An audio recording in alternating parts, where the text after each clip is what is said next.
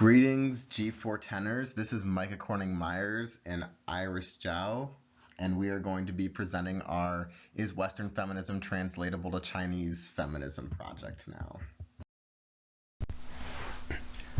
When we first began our project, we were attempting to address the question, how has Western feminism influenced Chinese feminism, or how has Western feminism encroached upon Chinese feminism? What impact has it had? At first, we thought this to be a relatively simple and straightforward question, but we soon began to run into issues. What does Western feminism mean? What does Chinese feminism mean? What does it mean for one feminism to encroach upon another when it comes to theory? One question became 10, and 10 questions became 100.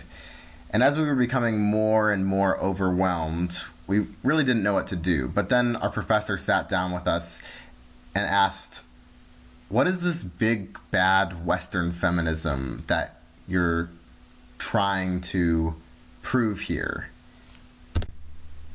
And the answer was, we didn't really know. So we went back to the drawing board and looked at what we already knew.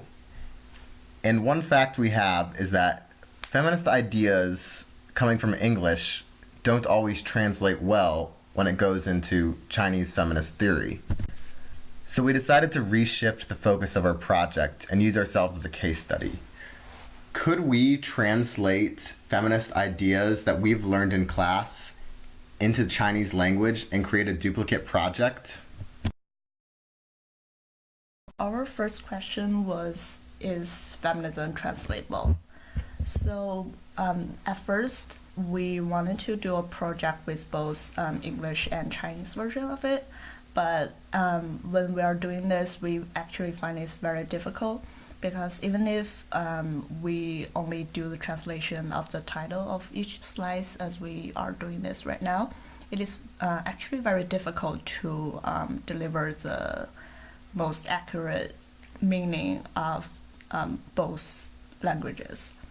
So not only for language barriers and also for cultural context and cultural gaps. And even for the art pieces we selected for this project, it is very difficult to for a lot of people to understand what it means in a different cultural context. For example, for the art piece we selected in this slide, the three men all represented Mao, and for a lot of people from Western world, they don't actually recognize it was Mao on the first sight, but for most of the Chinese people, they can recognize immediately. The title is sarcastic and ironic, and the piece represents how Chinese women are oppressed in another way, because the gender revolution is part of Chinese Communist Revolution. But this art piece actually shows that it is not the case, and the Communist Revolution was actually another way to oppress Chinese women. But this art piece does not evoke those feelings for Western feminists because they don't have the background knowledge of Mao to immediately understand what is happening in this piece, and people often need years of context to fully understand art pieces like that. So we argue that these gaps have evolved Chinese feminism and Western feminism in different ways and directions.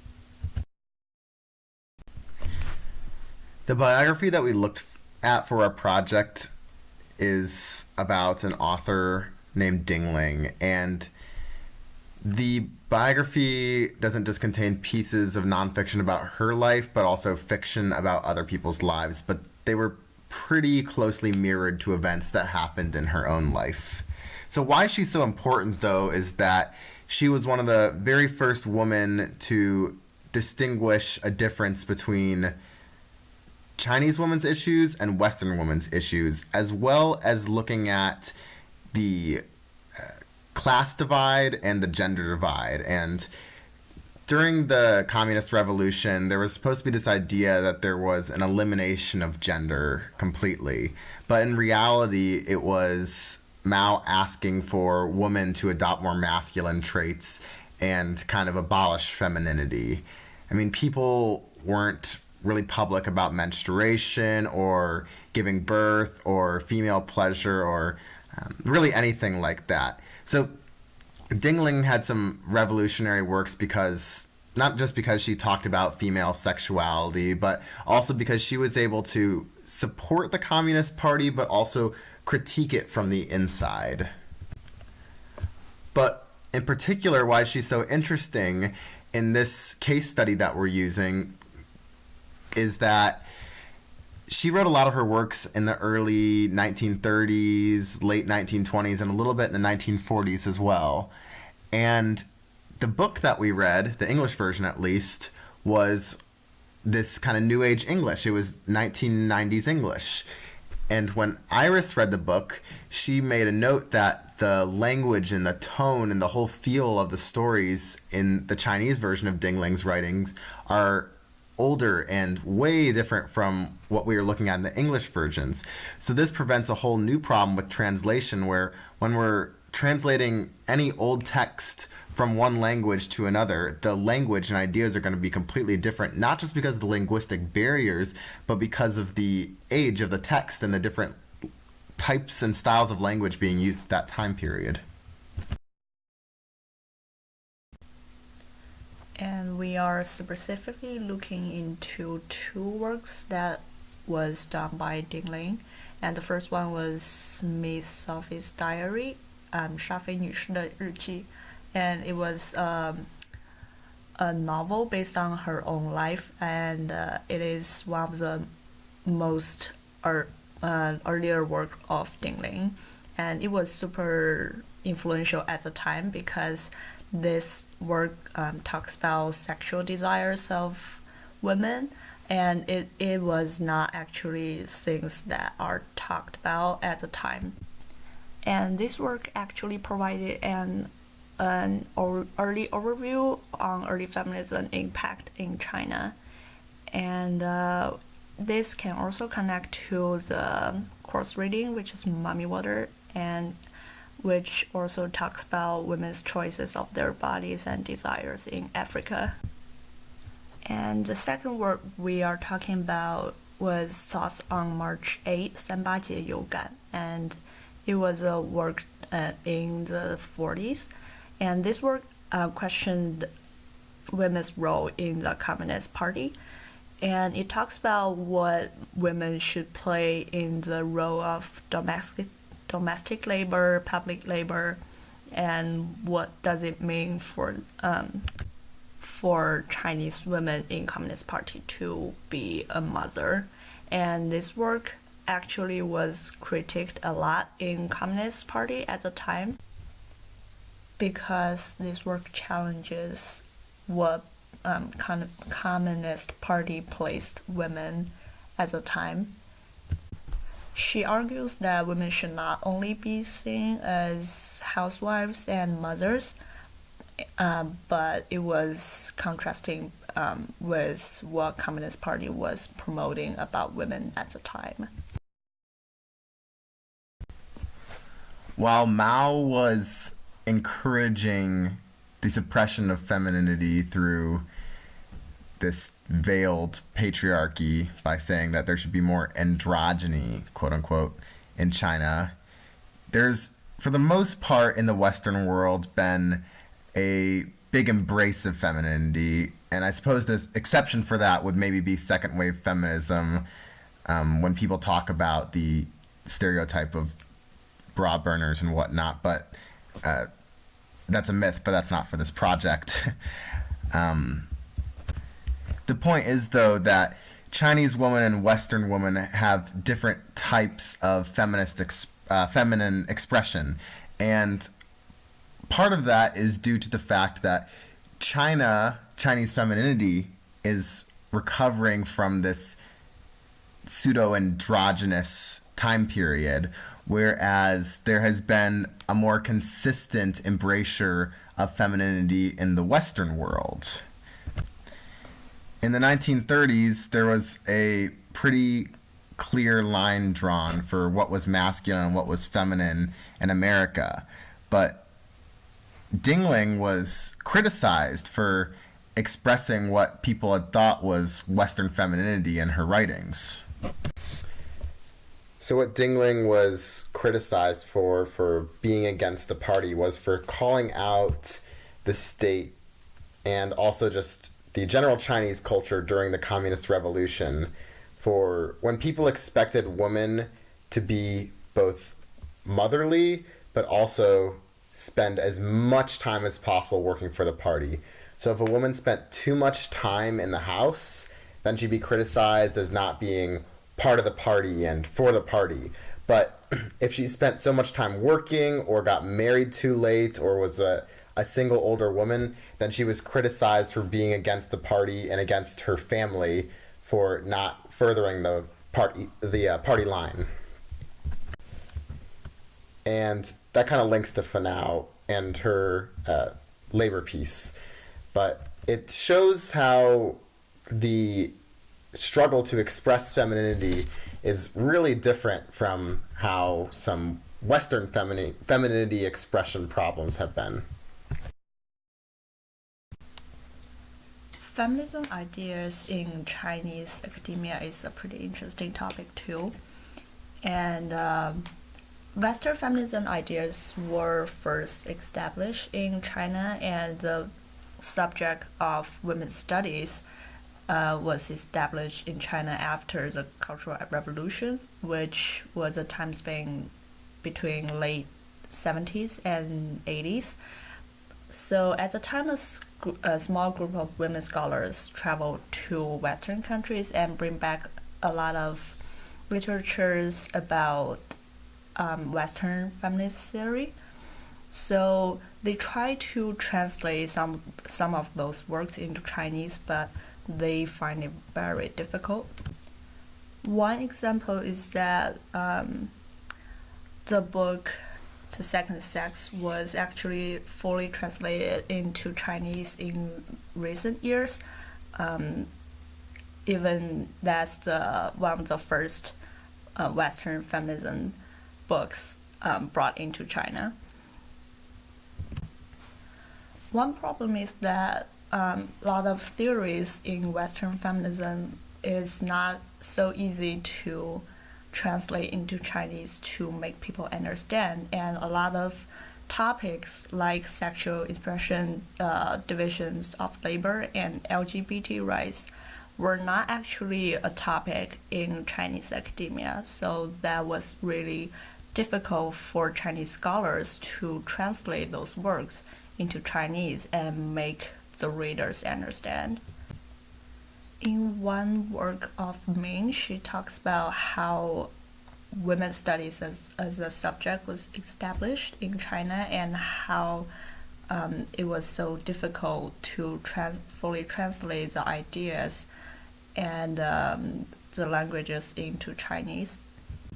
Another work by Shi Shumei also talks about the difficulties, and she also mentioned how Chinese feminism from that moment was heading to a different direction than Western feminism, and the question of Western feminism versus Chinese feminism was really talked about at the time.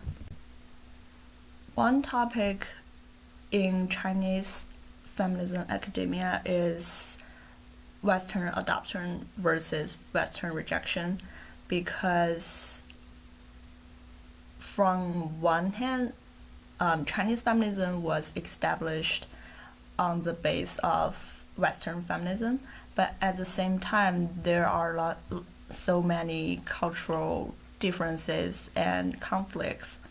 So it creates a rejection to Western feminism. And that raises the question of, should Chinese feminism fully embrace Western feminism, or it should take a completely different direction? And here we have another piece of evidence that highlights some of the main struggles of Western feminism as opposed to Chinese feminism. So as you can see, of the managerial positions in China, only 11 to 25% are held by women, while as in the United States, that number is well above 40%. Now, as some of our Chinese scholars, such as Min and Shi, have talked about, there's a great urgency to promote the adoption of women into managerial positions in China, but we do have that struggle in Western feminism, but it's a completely different type of struggle because of the very structures of corporations and how they work. So in China, it's more seniority based and even family based, while in the West we have a more experience and educational based promotional system. Rao or Basu may say that these two issues cannot be attacked in the same way, even though in a sense, in a word, they are the same issue. There's an underrepresentation of women in both systems, in both countries, but different ratios, different ways to fix the issue, and entirely different cultural mindsets outside of feminism for how important it is to get women into these managerial positions in the first place. To conclude, the issues we discovered in this case study is that in the process of translation, there are some problems between older writing styles versus contemporary language styles in both English and Chinese languages, and it was really hard to fully translate and deliver the feeling and meaning of both texts. And there are other issues that often words that exist in one language is not exist in another one. For example, the word in Chinese language 孝顺, which means you should fully respect and obey your parents, and this word is not something that can be explained in one word in English language. But the word 孝顺 is actually a really big part of Chinese culture in probably thousands of years, and it was still influential in recent years.